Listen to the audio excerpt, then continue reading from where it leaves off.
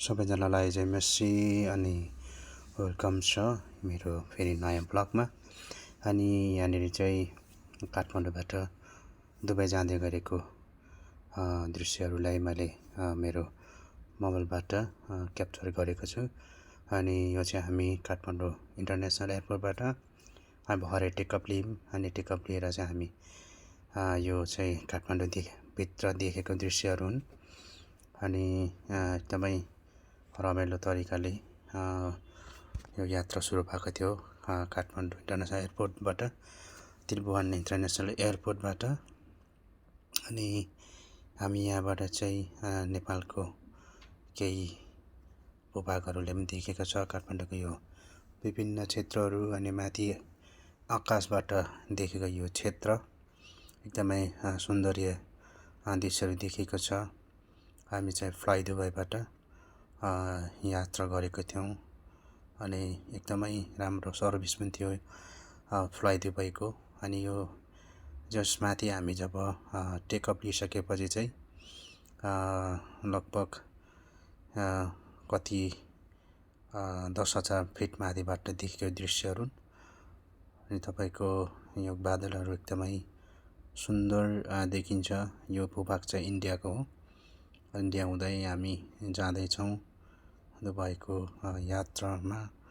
अनि परदेशी जिन्दगी चाहिँ यस्तो छ, छोरा मान्छे भइसकेपछि चाहिँ हामी चाहिँ कहिले घर कहिले परदेश, घर देशेर परदेशी हुनुपर्ने रहेछ। हुन्छ जस्तो सुकै भए पनि परमेश्वर पितालाई धन्यवाद भएको होस्, किनभने उहाँले यो मौका यो अवसरहरू जुटाइदिनु भएको लागि। अनि यहाँनिर चाहिँ हाम्रो एकजना मित्र मसँग बस्नुभएको थियो। अनि हाम्रो एउटा विदेशी नागरिक, अनि उहाँ चाहिँ कोरियातर्फ जाँदैनुहुन्थ्यो। अनि यो चाहिँ काठमाडौँबाट टेकअप लिएर केही इन्डियाको भूभाग छेउको दृश्य यहाँ देखाएको छ यो टिभी स्क्रिनमा। अनि यो क्लाउडहरू यति सुन्दर देखेको छ। हामी तलबाट हेर्दाखेरि यति सुन्दर देखिँदैन, तर माथिबाट हेर्दाखेरि चाहिँ यो ठाउँहरू चाहिँ यति सुन्दर कि यो परमेश्वरले सृष्टि गर्नुभएको यो बादल पनि उहाँकै सृष्टि हो। उहाँले यति राम्रो देखेको छ जब कि हामी यो कटनमाथि छौँ जस्तो महसुस फिल भयो मलाई। अनि यहाँबाट चाहिँ यो काठमाडौँ यो इन्डियाको केही क्षेत्रफलहरू हो यो। अनि हामी चाहिँ इन्डियाबाट चाहिँ हामी फेरि पाकिस्तान, अनि पाकिस्तानबाट फेरि इरान हुँदै चाहिँ हामी दुबईको यात्रामा हामी चाहिँ प्रवेश गरेका छौँ। यो चाहिँ माथि एरोप्लेनबाटै देखेको दृश्यहरू हुन्। तपाईँले हेरेर मनोरञ्जन लिनुहोला।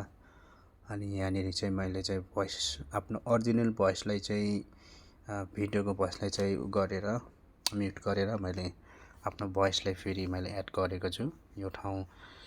किन भन्दाखेरि चाहिँ त्यहाँनिर डिस्टर्बिङहरू थियो, अलिकति भोइसहरू क्लियर नभएको कारणले गर्दाखेरि चाहिँ ओरिजिनल भोइसलाई मैले म्युट गरेर फेरि मैले भोइस रेकर्ड गरेको छु। यो चाहिँ माथिबाट देखेको समुद्र हो।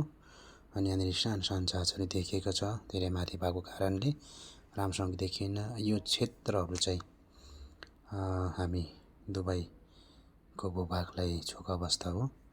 अब यो लगभग हामी दुबई चाहिँ भूभागले चाहिँ हामी टेकिसकेका छौँ। अनि यो दुबईको केही भूभागहरू हुन्। अनि यो देखेको चाहिँ पाहाडहरू हो, तर यो एकदमै कालो देखिन्छ। त्यहाँको पाहाडहरू चाहिँ हाम्रो देशको पाहाडहरू चाहिँ हरियाली देख्छौँ, त्यहाँको पाहाडहरू चाहिँ एकदमै कालो देखिँदो रहेछ। यो घाम धेरै गर्मी भएको कारणले, यो तापक्रम बढी भएकोले त्यो पाहाडहरूलाई पनि कालो देखिँदो रहेछ। अनि यो मरुभूमिहरू हुन् दुबईको। अनि अब यसको 1.5 घन्टा बाद चाहिँ हामी दुबई इन्टरनेसनल एयरपोर्टमा हामी ल्यान्डिङ गर्छौँ। अनि दुबईको तापक्रम चाहिँ धेरै यो समयमा चाहिँ एकदमै तापक्रम बेसी हुन्छ, लगभग 55 डिग्री सेल्सियस थियो त्यो समयमा हामी त्यहाँनिर आइपुग्दै गर्दाखेरि। अनि अब चाहिँ अबको लगभग 1 घन्टापछि चाहिँ हामी दुबईको इन्टरनेसनल एयरपोर्टमा हामी ल्यान्डिङ गर्नेछौँ। अनि यो मरुभूमि, अनि यो एकदमै हामी जुन स्पिडमा आएको थियौँ, अहिले चाहिँ हामी त्यो स्पिड गराएको छ हाम्रो क्याप्टेनजीले। अनि अब लगभग अब यो चाहिँ हरियाली देखेको जति पनि छ नि यिनीहरू चाहिँ एकदमै यहाँ दुबईको गभर्मेन्टले चाहिँ एकदम यहाँनिर चाहिँ सिँचाइहरू एकदम राम्रो गरेर यो हरियाली बनाउनु भएको छ। यो जुन जुलाईमा पनि एकदमै यहाँ चाहिँ हरियाली नै देखिन्छ त्यहाँको वातावरणमा चाहिँ त्यहाँको भूभागहरूमा चाहिँ। अनि हाम्रो नेपालमा चाहिँ जुन जुलाईमा चाहिँ पानी पौलाउँछ भने त्यहाँनिर चाहिँ हरियाली नै देखिन्छ, किनभने त्यहाँको गभर्मेन्टले त्यो ठाउँलाई चाहिँ एकदमै सिँचाइ मजाले गरेर त्यो ठाउँको अवस्थालाई चाहिँ सुन्दर या रमणीय ठाउँ बनाउनु भएको छ। अब लगभग हामी अबको 10-15 मिनटमा हामी ल्यान्डिङ गर्छौँ यिनीहरू दुबई एयरपोर्टमा। अनि यो देखेको ठाउँहरू एकदमै अब बरफभूमिमाथि चाहिँ यहाँनिर घरहरू निर्माण गरेका छ, सहरहरू निर्माण गरिएको देखिन्छ दुबई गभर्मेन्टले। अनि यहाँको विकासको कुरा गऱ्यो भने एकदमै माथि छ हाम्रो गल्फ एरियामा चाहिँ एकदमै विकास भएको क्षेत्रहरू हुन्, एकदमै विकासमा अगाडि बढेका छन्। तर हाम्रो देश नेपाल चाहिँ एकदमै विकास कम छ, तर यहाँ हाम्रो विदेशी भूभागहरू चाहिँ धेरै विकास भएको देखिन्छ। किन भन्दाखेरि त्यहाँ गभर्मेन्ट एकदमै धनी अनि त्यहाँको टेक्नोलोजी नै अर्कै भएको कारणले गर्दाखेरि हो। अनि हामी अब हेर्नुहोस् यहाँनिर कति फरक छ है। अब यो समयमा हरियाली भइराखेको देखिन्छ, तर यो एकदमै सिँचाइहरू एकदमै असल तरिकाले गरेको देखिन्छ। यहाँको दुबई आइसकेपछि सबै कुरो थाहा हुँदो रहेछ। माथिबाट हेरेको चाहिँ हरियाली भएकोमा देखिन्छ, मरुभूमिमाथि हरियाली छ त जस्तो देखिन्छ। तर यहाँको गभर्मेन्टले सिँचाइहरू एकदमै असल तरिकाले गरेर यो भूभागलाई चाहिँ हरियाली बनाउनु भएको छ। यहाँको सहरहरू यहाँ सहर नै लगभग यो चाहिँ गाउँहरू हुन्, त्यहाँको लोकल बासिन्दाहरूको गाउँ। अनि यहाँको लोकल बासिन्दा चाहिँ प्रायः जस्तो सहरमा बस्दैनन्, अलिकति गाउँ जस्तो ठाउँ बस्छन्, अलिकति शान्त वातावरण अनि एरियामा बस्ने गर्छन्। अनि यो एकदमै त्यहाँको सरकारले दुबई सरकारले एकदमै हरियाली बनाएका छन्। अब हामी दुबई आइपुग्न लाग्यौँ इन्टरनेसनल एयरपोर्टमा। अनि यहाँबाट हिँड्दै एकदमै रमणीय क्षेत्रहरू। अनि यो अब आइपुग्न लागेको अवस्था हो। यो चाहिँ ल्यान्डिङ गर्नुभन्दा अगाडि देखेको दृश्यहरू। अनि यो क्षेत्रहरू एकदमै सहरहरू हुन्, अनि यो असल ठाउँहरू। अनि यो घरहरू देख्दाखेरि एकदमै सुन्दर घरहरू यहाँ निर्माण गरेका छन् त्यहाँको सरकारले। यति डिजाइनिङ घरहरू अनि सहरहरू अनि त्यहाँको रोडहरू, त्यहाँको बाटोहरू यति राम्रो तरिकाले ओरिजिनल तरिकाले एकदमै डेभलप गरेका छन् देखिन्छ। अब हामी लगभग हामी आइपुग्न लाग्यौँ। अब हामी यहाँनिर देख्न सक्छौँ वेलकम टु द दुबई। अनि हेर्नुहोस् यति सुन्दर ठाउँहरू क्या यो क्षेत्रफलहरू। हामी अब ल्यान्डिङ गरेको अवस्था दुबई इन्टरनेसनल एयरपोर्ट।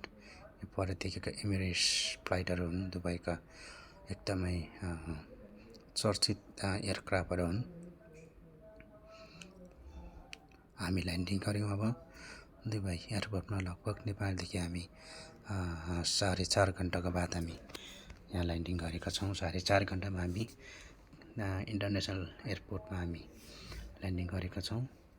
हाम्रो नेपाल त्रिभुवन इन्टरनेसनल एयरपोर्टदेखि हामी दुबई इन्टरनेसनल एयरपोर्टमा लगभग हामी 4.5 घन्टामा हामी आइपुगेका छौँ। अनि असल तरिकाले हामी आइपुगेका छौँ। अनि परमेश्वरलाई धन्यवाद पाएको होस्, सुरक्षित तरिकाले हामीलाई यस ठाउँसम्म अवतरण गराउनु भयो, ल्याइपुर्याउनु भयो। अनि क्याप्टनहरूलाई, क्रुहरूलाई धेरै धेरै धन्यवाद सबैजनालाई अनि परमेश्वरलाई।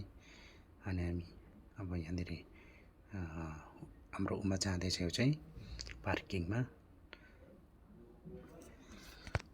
अब हामी पार्किङमा पुगे पछाडि फेरि यहाँ देखेको चाहिँ एमिरेट्स फ्लाइटहरू हुन्, त्यहाँको 380 अनि 777-300 त्यहाँको चाहिँ बोइङ र एयरबस हुन्। यो चाहिँ एकदमै फेमस छ यो दुबईको यो एरोप्लेनहरू चाहिँ एकदम विश्वमा नम्बर 2मा पर्छ त्यो एयरपोर्ट चाहिँ। अनि लगभग हामी अब पार्किङमा पुग्न लागिसक्यौँ। अनि पार्किङ चाहिँ हामी निस्किनेछौँ र मैले त्यहाँको केही भूभागहरूले पनि लिएको छु। यहाँदेखि चाहिँ अलिकति एकदमै हामीलाई भित्र चाहिँ फोटोहरू भिडियोहरू बनाउनु दिँदैन, किनभने यहाँको गभर्मेन्ट एकदमै टाइट गरेको छ। यो पनि मैले एकदमै लुकेर बनाएको भिडियोहरू हुन्, किन भन्दाखेरि एकदमै धेरै गाह्रो हुन्छ। यो अब हाम्रो सामानहरू अनलोड हुँदैछ, एकदमै यसरी अनलोड हुन्छ एयरपोर्टमा। अनि हामी लगभग निस्किसकेको अवस्था, पार्किङबाट निस्किसकेको अवस्था। अनि हामीलाई यो बसले चाहिँ हामीलाई हाम्रो भित्र लिएर जान्छ, हाम्रो सामान लिने ठाउँमा, ब्यागहरू लिने ठाउँमा। यहाँको टेम्परेचर चाहिँ लगभग 50 डिग्री सेल्सियस थियो, एकदमै गर्मी भइराखेको थियो। किन भन्दाखेरि हामी चिसोको मा बस्ने मान्छे, नेपालको टेम्परेचर एकदम कम, त्यहाँको टेम्परेचर बढीमा जाँदा एकदम गाह्रो भइराखेको थियो। अनि एकदमै एसी चाहिने रहेछ त्यहाँ चाहिँ।